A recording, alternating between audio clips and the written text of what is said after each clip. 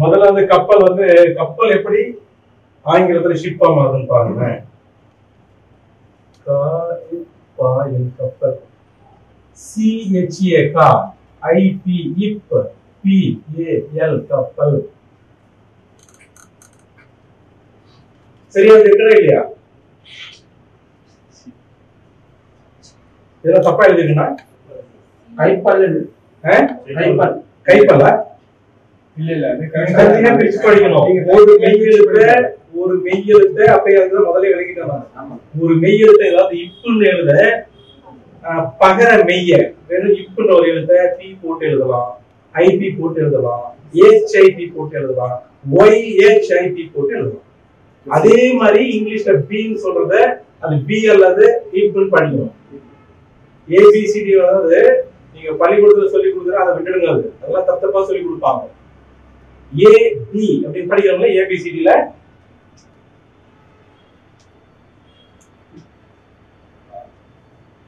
இது இந்த அடிப்படையில தெரிஞ்சதுதான் உங்களுக்கு இந்த மொழிகள் ரொம்ப எளிதா விளங்கும். இது எப்படி படிப்பீங்க? எப்படி சொல்லி கொடுத்துருக்காங்க? பின்னு சொல்லி கொடுத்துருக்காங்க. அது பி இல்ல. எப்படி படிக்கணும்? இப். சத்தமா சொல்லுங்க. இப். உதாரணத்துக்கு பேனா மொழி என்ன சொல்லணும்? நிப். சொல்லி பாத்தீங்கன்னா உங்களுக்கு புரியும். NIB நிப். அது என்ன பி நிப் பி என்ன படிக்கிறீங்க? இல்லையே. அது எப்படி உச்சரிப்பு முடியுது அப்படியே படிக்கணும். இது எப்படி படிக்கணும்? இப். இது எப்படி படிப்பீங்க? இப். பரவாயில்லையா, ரொம்ப சீக்கிரம் முடிஞ்சுக்கிறீங்க. இதுக்கு ஒரு மாத்திரை. இந்த ஒலியினுடைய அளவு தான், வேற ஒன்றும் மாத்திரம் என்ன, அந்த ஒலி சத்தம் சொல்றோம் இல்ல, இது இப். இதுல பாதிங்க சொல்லுங்க, சத்தமா சொல்லுங்க. இப். இது எப்படி சொல்ல? அதுல பாதி, இதுல பாதி, இதுல பாதி. இது இணை எழுத்துக்கள் அல்லது வர்க்க எழுத்துக்கள் சொல்றோம் இல்லையா? இல்லையா? அப்படி படிங்க. எப்படி படிக்கணும்? இது கால் மாத்திரை, இஃப் அப்படி படிக்கணும். இஃப். இது எப்படி படிக்கணும்? இஃப். இது எப்படி படிக்கணும்? இஃப். உங்களுக்கு நல்லா புரிஞ்சுக்கணும்னா இந்த எழுத்துல எந்த சொல்லு முடியுதோ நிப் அப்படி சொல்லி பாத்தீங்கன்னா தெளிவா உங்களுக்கு புரிஞ்சிடும். ஆயிரக்கணக்கான சொல்ல இனி பார்க்கும்போது உங்களுக்கு படிக்கும்போது தெரிஞ்சு போயிடும், இப்படிதான் படிக்கணும், இப்படிதான் உச்சரிக்கணும் அப்படின்னு தெரியும். அதே மாதிரி இப்ப கேப் எப்படி முடியுது? CAP. இந்த எழுத்துல முடியக்கூடிய எழுத்து சீஃப், செல்ஃப் அப்படி சொன்னீங்கன்னா இப்ப உங்களுக்கு தெளிவா புரிஞ்சு போச்சு. இது இணை எழுத்துக்கள். இத பீன்னு படிக்க கூடாது, இது பீன்னு படிக்க கூடாது. முதல்ல சொல்லி கொடுக்கும் போது ஒரு அடையாளத்துக்கு சொல்லி கொடுப்பாங்க எழுத்து. இப்ப புரிஞ்சுதா? இந்த மாதிரி இந்த எழுத்தை வந்து நீங்க ஒரே ஒரு எழுத்தை YHIB இப்படி எல்லாம் எழுதலாம். இது இப்ப. அதே மாதிரி இது பி போட்டீங்கன்னா அதனாலதான் நான் வெறும் 4 எழுத்து போட்டு கூட எழுதலாம். நீங்க ஒரே ஒரு எழுத்து போட்டுலாம் ஈக்குவல் எழுதுங்க. புரிஞ்சுதா? இப்போ கைப்பல் அது கப்பல் தான் அது. இப்ப காற்று வந்து ஏன்னு சொல்றோம் இல்லையா? வெறும் இப்ப அந்த நீங்க ஐ எதுக்கு வருதாங்க? ஒண்ணு ஏ நெடில, இன்னொன்னு ஆர். ஏ இரு அப்படிதான் போடணும். ஏன் AI வருது? சந்தேகம் சரி. அங்க ஏன் நீங்க கேள்வி கேட்கல? ஏன்னா ஏஆர் தானே போடணும். AI இருந்து படிக்கணுமா? அதனால ஆங்கிலத்துல அப்படி எல்லாம் பொருள் தேட முடியாது, பொருள் கிடையாது. சரியா? இந்த ககரத்தை வந்து சகரமா மாத்துறது இப்படியே எடுத்துக்கிட்டீங்கன்னா CHIP போட்டும் எழுதலாம், SHIP போட்டும் எழுதலாம். கப்பல் என்னவா மாறிடுச்சு? எந்த ஒரு ஆங்கில சொல்லும் அந்த தமிழ் சொல் உள்ளவே இருக்கும், அங்கேயே இருக்கும். என்ன மாதிரியான சும்மா வேடிக்கை விளையாட்டா பண்றதுதான். இது பெரிய ரொம்ப கடினமானதுன்னு நினைக்காதீங்க. முதல் முறையா பார்க்கும்போது உங்களுக்கு ஏதோ ரொம்ப கடினமா மாதிரி தெரியும். சும்மா 4 எழுத்து எடுத்து போட்டு ஜோடிச்சு அது ஒரு மொழி ஒரு சொல்ல. யாருமே இந்த சொல் வந்து எப்படி வேணாலும் உருவாக்கலாம். அவங்க போக போக உங்களுக்கு புரிஞ்சு போயிடும். எதுவோ நான் 3 எழுத்து எடுத்து போட்டு அது ஒரு சத்தம், இது இங்கிலீஷ், இது ஜெர்மனி அப்படி சொல்லி கொடுத்துருப்போம். கப்பல் என்ன மாறிடுச்சு? ஷிப்பா மாறிடுச்சு. அப்போ இங்கிலீஷ்ல பேர் வைக்கணும், பைலட் எப்படி வச்சிருக்கணும்? Ship driver. கப்பல் எப்படி மாறி இருக்கு அதே மாதிரி ஓட்டுநர் அப்படின்னு எழுதுனீங்கன்னா இப்ப உங்களுக்கு புரிஞ்சிருக்குன்னு நினைக்கிறேன். இந்த டிரைவர் சொல்லி எப்படி வந்திருக்குன்னு, கப்பல்ல இருந்து ஷிப்பா எப்படி மாத்திட்டாங்களோ அதே மாதிரி ஓட்டுநர் இப்ப பாத்தீங்கன்னா இதுக்குள்ளவே இருக்கும். இங்க அப்படியே இருக்கும். சின்ன சின்ன அந்த அதாவது ஏதோ பண்ணிருப்பான். திரிபுகள் சொல்றது அதுக்கு. இப்போ நிமிடம், நிமிஷம், தகர சகர, வருஷம், இதெல்லாம் உங்களுக்கு தெரிஞ்சுதான். புதுசா ஒண்ணும் கிடையாது. வருடம் வருஷம் அடுத்த வருஷம் பாத்துக்கலாம். வருடம் பேசும்போது எழுதும் போது வருடம் எழுதுவோம், பேச்சு வழக்குல வருஷம் சொல்லுவோம். நிமிடம், நிமிஷம், தகர சகர பிரிவும். அந்த மாதிரி ஏதோ ஒன்று மாத்திருப்பான். டி பதில டி போட்டிருப்பான், டி பதில டி போட்டு வச்சிருப்பான், டி இந்த எஸ் போட்டிருப்பான். இப்ப கண்டிஷன் பெட்டிஷன் என்ன பண்ணணும், தகரத்தை எழுதிட்டு சகரமா உச்சரிக்கிறோம். ஆங்கிலத்துல அப்படிதானே படிக்கிறோம். அது மாதிரி மாத்தி எழுதியிருப்பான். ஆனா இப்போ இந்த ஆங்கிலத்துக்கும் இந்த இதுக்கும் சம்பந்தமே இல்லாம இருக்கு. பைலட்ல இப்போ கூகுள் டிரான்ஸ்லேட்ல இருக்கு மொபைல் ஆப் பாத்தீங்க போட்டீங்கன்னா, நான் சொன்னதெல்லாம் வந்து நீங்க கிராஸ் செக் பண்ணலாம். சரியா தவறா, ஆங்கிலத்துல பைலட் போட்டுக்கலாம். 70 மொழிகள் வேற அதே தான் இருக்கும். உங்களுக்கு பார்க்கறதுல வேற வேற மொழிகள் மாதிரி இருக்கும். இது Russian, Germany, French, Swedish, Spanish, Norway, ஏகப்பட்ட மொழிகள் இருக்கு. நீங்க பார்த்தோன்னே அப்போ எல்லாம் ரொம்ப பேர் மாதிரி நீங்க தேடி பாத்தீங்கன்னா ஒரு 5 நிமிஷத்துல பாத்தீங்கன்னா எல்லா மொழியும் அதே தான் எழுதி வச்சிருக்கோம். இப்ப இந்த சொல்லிங்க ஒரு பைலட்ன்றது எப்படி பைலட்டுக்கு PILAT போட்டுக்க கூடாது, LET போட்டுக்க கூடாது, ஏன் ஓ போட்டு வச்சிருக்கோம்?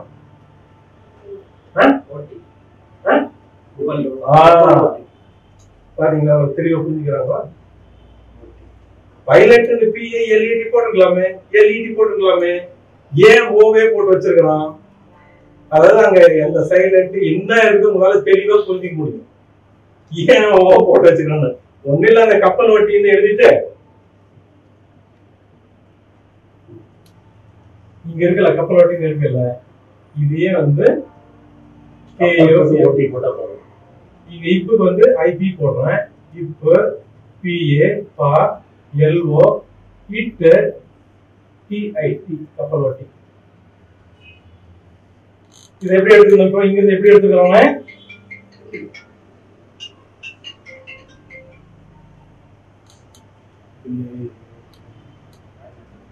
உலக மொழிகள்ல எத்தனையோ மொழிகளை பாத்தீங்கன்னா வெறும் பைலட் தான் இருக்கும்.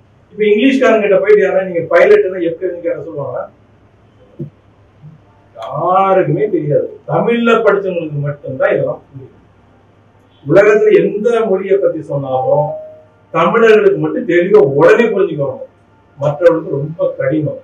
ஏன்னா இதெல்லாம் சொல்லி ஒரு இங்கிலீஷ்காரனுக்கு நம்ம சொல்லி எப்படி எல்லாம் வைக்கிறது, கப்பல் ஓட்டில இருந்ததாம உனக்கு பைலட்டே வந்திருக்கு அப்படின்னு. ஆனா இப்ப பசங்க எல்லாம் சொல்லிடுவாங்க, ஏன்னா இங்கிலீஷ்ல படிச்சுருக்காங்க, ஆங்கில வழியில படிச்சுருக்காங்க. இந்த பாடம் எதுக்கு நடத்தின்னு இருக்கிறோம்? நீங்க நாளைக்கு இன்னைக்கு எல்லாம் நாளைக்கு எல்லாம் வெளிநாட்டுக்கு எல்லாம் போவீங்க, உங்க ஈடான பசங்க கிட்ட நீங்க எல்லாம் விவாதம் பண்ணுவீங்க. இந்த பைலட் எங்க மொழியில தான் உங்களுக்கு வந்துருக்கு, நீங்க போய் பாடம் எடுத்து போறீங்க. அதுக்குதான் உங்களுக்கு இதெல்லாம் சொல்லி கொடுக்குது. சரியா? அடிச்சுருவோமா? பைலட் என்ற சொல்லு ஒரு 70 மொழிக்கு எந்த மொழி அதேதான், ஏதோ ஒரு சில மொழிகளை மட்டும். ஆனா இந்த அடிப்படையில தான் பேர் வச்சிருப்பாங்க. ஒரு காரணம் இல்லாம எந்த மொழியிலும் பேர் வைக்க முடியாது. இதை நீங்க வந்து மனசுல தொல்காப்பியம் நூல் இருக்கு, இலக்கண நூல், உலகத்திலேயே முதல்ல இலக்கண நூல். அதெல்லாம் சொல்லியிருக்கு, எல்லா சொல்லும் பொறுப்பு. இப்ப சும்மா நீங்க சேர்ன்னு வச்சிட முடியுமா, குச்சின்னு வைக்க முடியுமா, இசுன்னு வைக்க முடியுமா?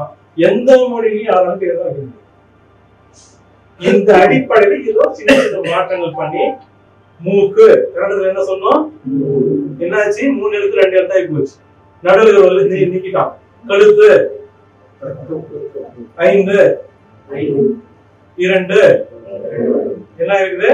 சும்மா ஒரு எழுத்து நடுவுலயும் முதல்ல எடுத்து இந்த வரி வடித்த மாதிரி ஓ இதே வேற மொழியே சொன்னாரு. கன்னடப்பெல்லாம் எனக்கு சரியா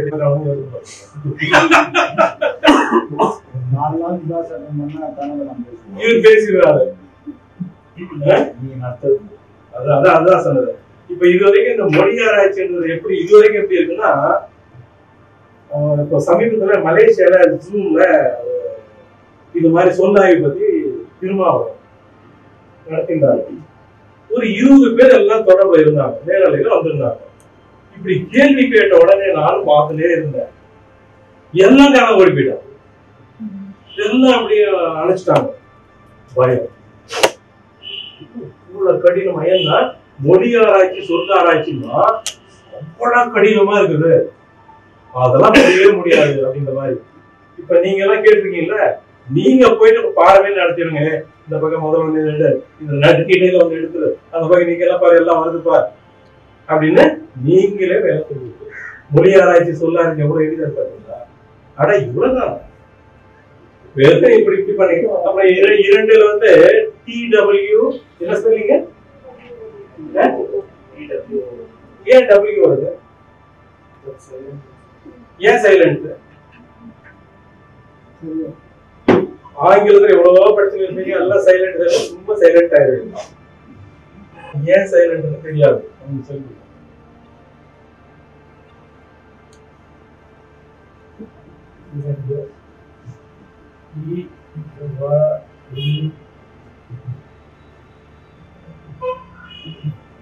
மூன்று கூட்டல் 1000, ஒரு 3000 ரூபாய் இந்த கொடுங்களேன், பேசணுமா இல்லையா?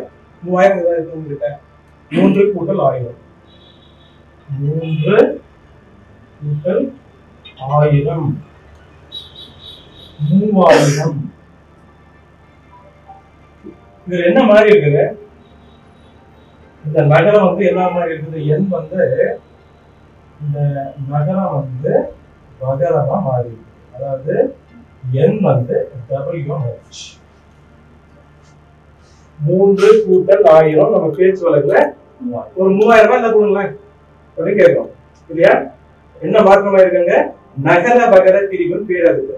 அதாவது எண் வந்து W ஆச்சு இல்லையா? இது என்ன படிப்பீங்க? இங்கிலீஷ்ல என்ன படிக்கிறீங்க? ஏன் W? என்ன எதுக்கு W சொல்றீங்க? பேரு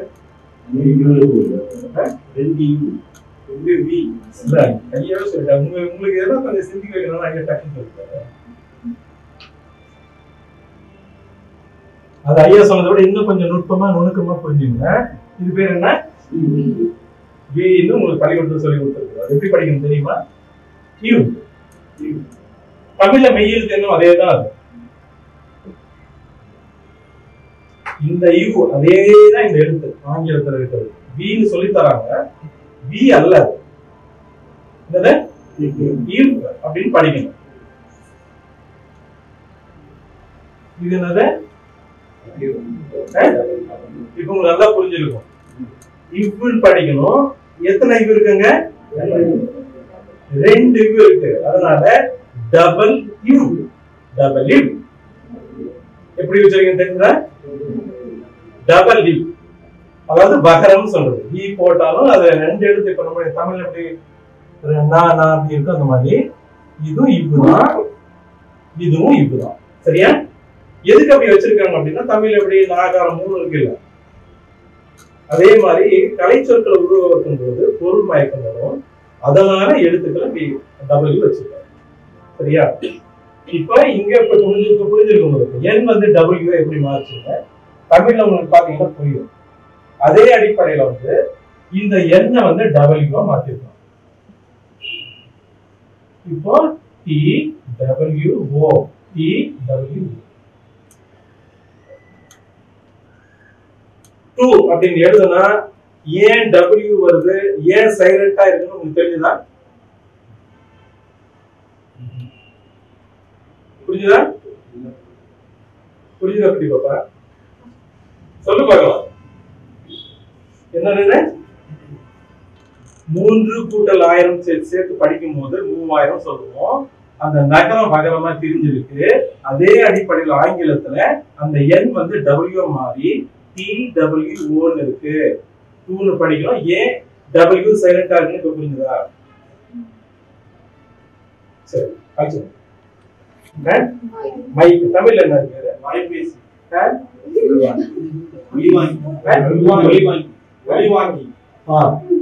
என்ன பேரு? எதுக்கு ஒலி வாங்கின்னு சொல்றாங்க? ஒலிய வாங்கிட்டு இல்ல? சரிதான், அப்படிதான் பேரு. நம்ம பேசுற ஒலிய வாங்கிட்டு இன்னொன்னு ஸ்பீக்கர் இருக்குல்ல, அதுக்கு என்ன பேரு? இது ஒலி வாங்கி. ஸ்பீக்கருக்கு அதுக்கு என்ன பேரு? ஒலி பெருக்குது. நான் பேசுறது வந்து ஒலி பெருக்கி சொல்லுது, அதனால அது பேரு ஒலி பெருக்கி. இது பேரு என்ன? ஒலி வாங்கி. என்ன ஸ்பெல்லிங்? தமிழ்ல ஒலி இருக்கு. ஒலிக்கு இங்கிலீஷ்ல என்ன சொல்லணும்? சவுண்ட். வாங்கிகளுக்கு என்ன சொல்லணும்? என்ன சொல்லணும்? ரிசீவ். சவுண்ட் ரிசீவர் அப்படின்னு ஆங்கிலத்துல பேரு. நீங்க மைக்ஸ்னு சொன்ன உடனே ஆங்கிலம் அப்படியே ஏத்துக்கூடாது. இதுக்கு இங்கிலீஷ்ல எப்படி பேர் வைக்கணும்? சவுண்ட ரிசீவ் பண்ணுது, அதனால அது பேரு சவுண்ட் ரிசீவர். அப்ப மைக்னு சொல்றோம், அது எந்த மொழியில தமிழ்ல சொல்லுங்க. காட்டுறீங்களா? எழுதி காட்டுறீங்களா? வாங்க, தமிழ் எழுதுறீங்களா? அடுத்த நிகழ்ச்சியில தம்பி ஆட வைக்கணும். எல்லாம் இருக்கும், இசை எல்லாம் இருக்கும். இல்லைன்னா வெறும் பாட மாதிரியே எல்லாம் இருக்கும். கலை நிகழ்ச்சி, இடைவெளி இருக்கு.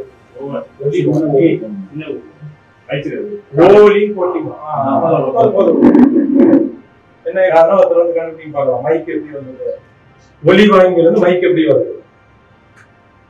யார் வரீங்க? ஐஎன் போடணும். ஐஎன் வா எழுதிட்டீங்க. அடுத்து ஐஎன் எழுதுங்க. அடுத்து சிஐ போடுங்க. டி. சரியா? இதுல வந்து இந்த W வந்து M மாறும். எப்படி தெரியுமா? புவி, பூமி. புரியுதா? புவினா என்ன வருது? W வருது. புவி, PU, WI புவி. பூமி, அந்த W வந்து M மாறும். இதுக்கு பேர் வந்து வகர மகர திரிபுன்னு சொல்றது. M அந்த WI போயிடும், W அந்த M மாறிடும். அந்த அடிப்படையில இது வந்து எம்மா மாறிடுச்சு.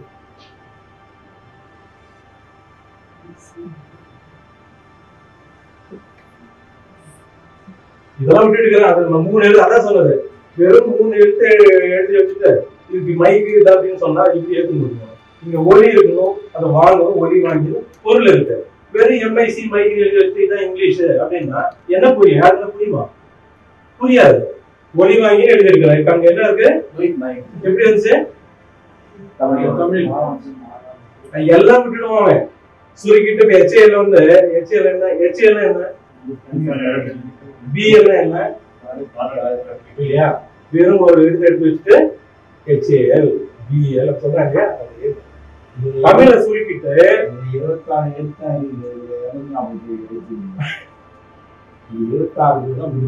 ஆமா இல்ல அது வந்து இடுபறியா வச்சிருக்காங்க. இப்படி வந்து இங்கிலீஷ் மீடியம் சொல்லி கொடுக்குறாங்க. பசங்களுக்கு வந்து யாருக்கும் இதெல்லாம் பொருள் தெரியல.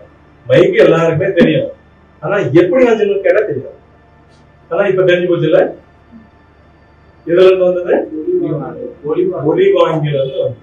சரி, அடுத்தது பட்ட விடுறீங்கல்ல. கைட்டுன்றது என்ன சொல்லு?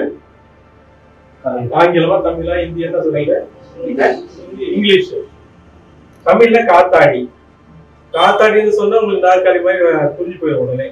காத்தாடி என் பேரு காத்துல ஆடுது, காத்தாடி. சரியா? காத்துக்கு இங்கிலீஷ்ல என்ன சொல்லணும்? ஏர். ஆடுறதுக்கு என்ன சொல்லணும்? ஷேக். இல்லையா? அப்போ காத்தாடிக்கு ஆங்கிலத்துல பேர் வைக்கணும். எப்படி வச்சிருக்கணும்? ஏர் ஷேக்னு வச்சிருக்கணும். ஆனா என்ன வச்சிருக்கலாம்? எப்படி வச்சிருக்கீங்க? யாரும் எழுதி காட்டுறீங்களா? தமிழ்ல காத்தாடின்னு எழுதணும். இப்ப புரிஞ்சு போயிருக்க உங்களுக்கு. ஓ, காத்தாடி ஏதாவது சொல்லிருக்கலாம். யார் எழுதுறீங்க? தமிழ் தெரியாதா?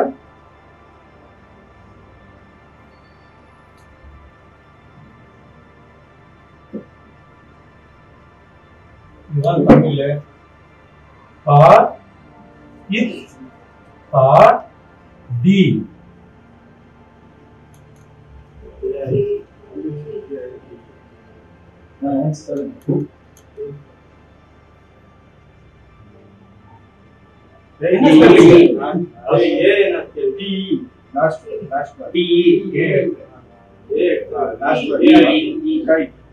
கைட்டுக்கு என்ன ஸ்பெல்லிங்?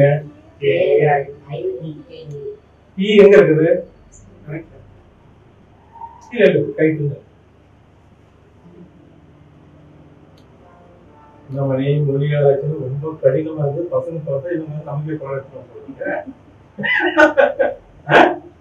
என்னது கைட்டு, என்னது இங்கிலீஷ்ல இருக்குது. உலகமெல்லாம் என்ன சொல்லி கொடுத்துருந்தா கைட்டுன்னு சொல்லி கொடுத்துருக்கான். காத்தாடிக்கு உங்களுக்கு காத்தாடி தெரியும், அதை எழுதிட்டு 3-4 எழுத்து எழுதிட்டு கைட்டுன்னு சொல்லி கொடுத்துருக்கான். தமிழ் படிக்க தெரியாதவங்களுக்கு இது எத்தனை புரியுமா?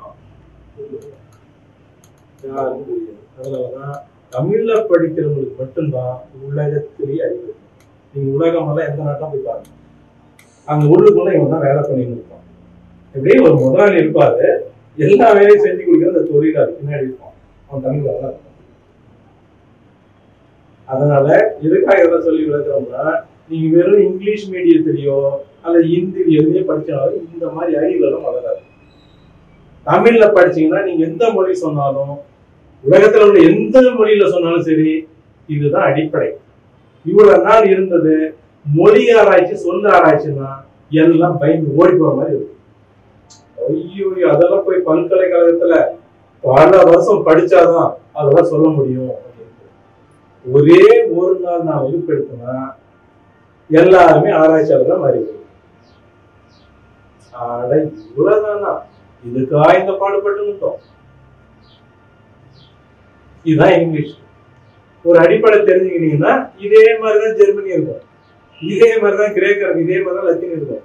ஆனா எந்த மொழியில இருந்தும் ஒரே ஒரு சொல்ல கூட யாரும் உருவாக்க முடியாது. நல்லா கவனத்துல வச்சுங்க.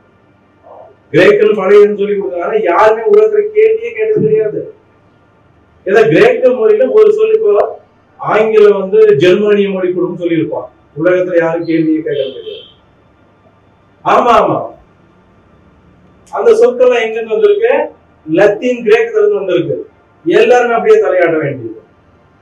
இதான் லத்தீன் கிரேக்கத்துல இருந்து ஒரு சொல் ஆங்கிலத்துக்கு வந்திருக்கு அப்படின்னு யாராவது உலகத்துல கேள்வி கேட்கிறாங்களா? கேட்டீங்களா? யாராவது கேட்கல. அதனால அவன் சொல்லி கொடுத்து போயிருக்கலாம். அது அப்படியே நம்ம பாடமா படிச்சு போயிருக்கோம். இதே மாதிரிதான் கிரேக்கமும் இருக்கு.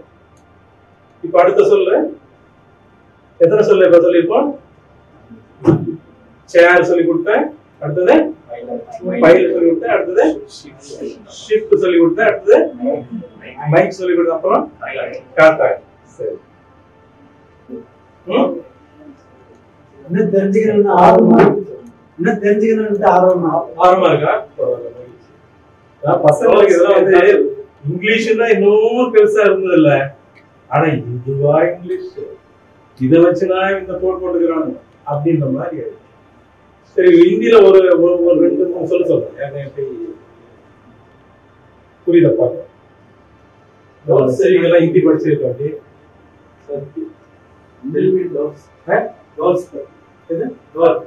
டோரா கதவுன்னு எழுதுங்க. கதவுன்னு எழுதணும். அப்படியா? எல்லாம் நீங்க வந்த நேரம் தான், நீங்க தொடங்குற நேரம் தான்.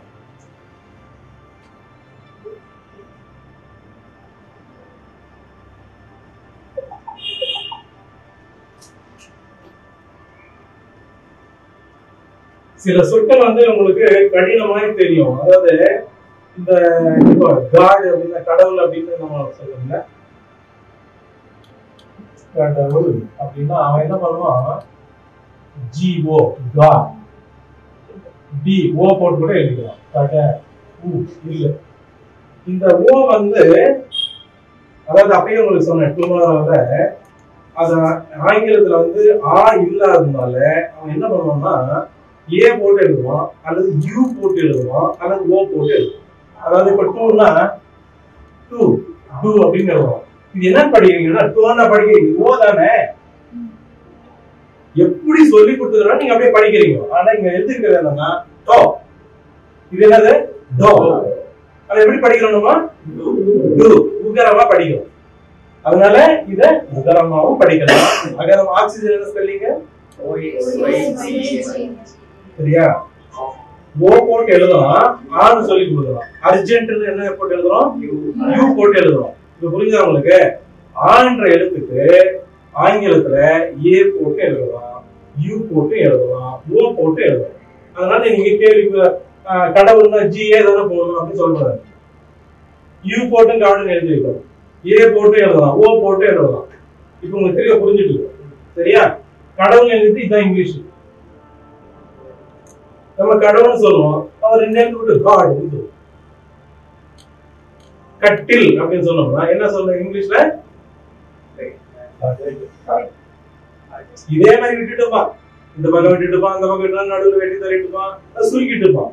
ஆனா தமிழ்ல வந்து பொருள் இருக்கும், ஆங்கிலத்துக்கு பொருள் இருக்காது. கட்டல் கட்டில்னா உங்களுக்கு எப்படி அது உருவாக்கணும், வினையின் அடிப்படையில் இருக்கும்.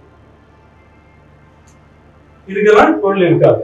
அதே மாதிரி இப்ப பாத்தீங்கன்னா இந்த கதவு அப்படின்னா இந்த இது ஒரு மெய் எழுத்து. இந்த மெய் வந்து இப்போ DO. இதே மாதிரி இங்க ஓவும் போட்டுக்கலாம், இங்க வேணாலும் ஓ போட்டுக்கலாம்.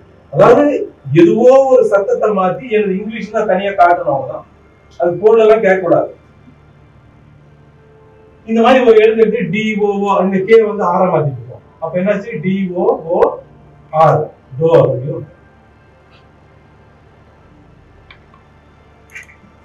புரிஞ்சுதா? ஏன் சில வார்த்தைகள் உங்களுக்கு இப்பவே சொல்ல நாரடியில போக போக உங்களுக்கு ரொம்ப எளிதா இருக்கும்.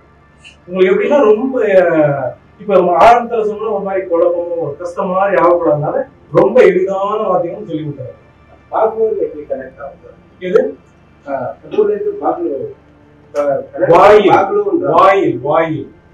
வாயில் பாகில், அதாவது அந்த வகனம் வந்து பகரமா தெரியும். எதுக்காக அப்படின்னா வேறைய மாத்துறதுக்கு தான். இப்ப அது அப்படி சொன்ன மாதிரி ஐயா சொன்ன மாதிரி வாவை வந்து நீங்க பாப்புனா அதெல்லாம் தப்பா போயிடும். பீதினா பீதி, வா வந்து வகரம் பகரமா மாறும். அந்த மாதிரி வாயில் அப்படின்னா வாயில். நம்ம வாசல் அப்படின்னா இங்க தமிழ்ல வந்து பொருள் இருக்கும். எப்படின்னா பூஜை அறையில என்ன இருக்கும்? பூஜை பண்ணுவோம். சமையல் அறையில என்ன இருக்கும்? சமையல் பண்ணுவோம். குளிக்கிற அறைனா இப்ப கழிப்பிடம் என்ன? டாய்லெட், கழிவறை அப்படின்னா இருக்குல்ல. அதுக்கு டாய்லெட், லேபரட்டரி அப்படின்னா லெட்டின் எல்லாம் இருக்கு. அதெல்லாம் யாருன்னா பொருள் தெரியுமா? யாருமே தெரியாது. உலகத்திலேயே ஒருத்தர் கூட தெரியாது. ஒண்ணுமே இல்ல, சின்னதா ஏதோ ஒரு மாற்றம் பண்ணி வச்சிருக்கோம். இந்த திரிப்பு வகையில பயன்படுத்தி மாற்றம் பண்ணி வச்சிருக்கோம்.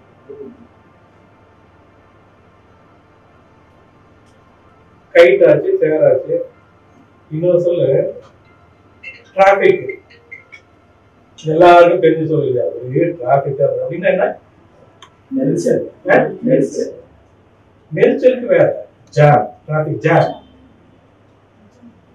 என்ன செய்ய சொல்லுங்க?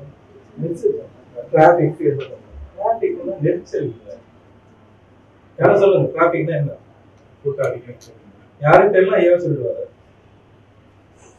டிராபிக்னா தமிழ்ல என்ன சொல்லணும், கன்னடத்துல என்ன சொல்லணும்?